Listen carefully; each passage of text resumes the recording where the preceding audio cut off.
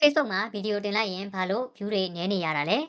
ဟုတ်ပါတယ်ဒီနေ့ဒီဗီဒီယိုလေးထဲမှာတော့အဲ့ဒီအကြောင်းလေးကိုဝေမျှပေးသွားမှာဖြစ်ပါတယ်ဒါကြောင့်မို့လို့ဒီဗီဒီယိုလေးကိုအဆုံးထိကြည့်ပေးဖို့အတွက်တောင်းဆိုချင်ပါတယ်နံပါတ်1ချက်အနေနဲ့ကျွန်တော်တို့ဗီဒီယိုတင်ပြီးသွားပြီဆိုရင် Facebook ဘက်ကနေပြီးတော့လူတချို့ကိုအရင်ဦးဆုံးပြသပေးပါတယ်အဲ့ဒီအချိန်မှာကျွန်တော်တို့ရဲ့ဗီဒီယိုကိုတော်တော်များများကကြော်ချပြစ်နေပြီဆိုရင်အဲ့ဒီဗီဒီယိုကလူအများစီကိုထပ်ပြီးတော့ပြန့်သွားတော့မှာမဟုတ်ပဲနဲ့ view တွေနည်းနေမှာပဲဖြစ်ပါတယ်ဒါကတော့နံပါတ်1အချက်ပါနံပါတ်2အချက်အနေနဲ့ကျွန်တော်တို့ဗီဒီယိုတင်ပြီးသွားပြီဆိုရင်ကြည့်ရှုရုံနဲ့မပြီးသေးဘူးပေါ့နော် comment တွေပါဝင်ရေးပေးမှရမှာပါ comment တွေ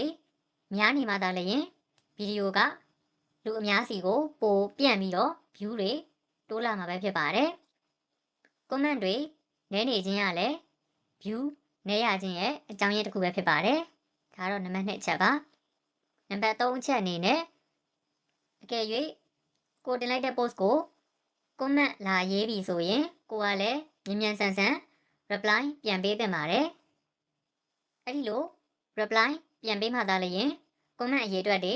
များပြီးတော့လူအများစီကိုပို့ပြီးတော့ပြန့်သွားမှာပဲဖြစ်ပါတယ် reply မပြန်ခြင်းကလည်း view နည်းရခြင်းရဲ့အကြောင်းရင်းတစ်ခုပဲဖြစ်ပါတယ်ကျွန်တော်ဒီနေ့မှာတော့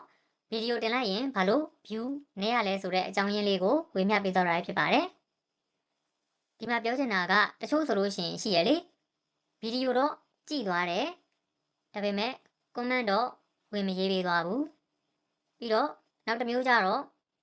ဗီဒီယိုကိုမကြည့်ဘူးဒါပေမဲ့ comment တော့ဝင်ရေးပေးသွားတယ်ပေါ့နော်အဲ့လိုမျိုးအနေထားတွေလည်းရှိပါတယ်အဲအကြောင်းကျွန်တော်တိုက်တွန်းချင်တာလေးက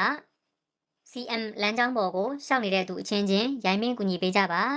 ဗီဒီယိုတွေတင်ရင်ကြည့်ပေးကြပါလို့တောင်းဆိုချင်ပါတယ်အချင်းချင်းဝိုင်းဝန်းကူညီပေးကြပါပြီးတော့ဒီနေ့ကိုဗီဒီယိုဘယ်နှပုတ်တင်ဖြစ်လဲဆိုတာကိုလည်း comment မှာရေးပေးသွားပါဦးเนาะအားလုံးကျေးဇူးအများကြီးတင်ပါတယ် bye bye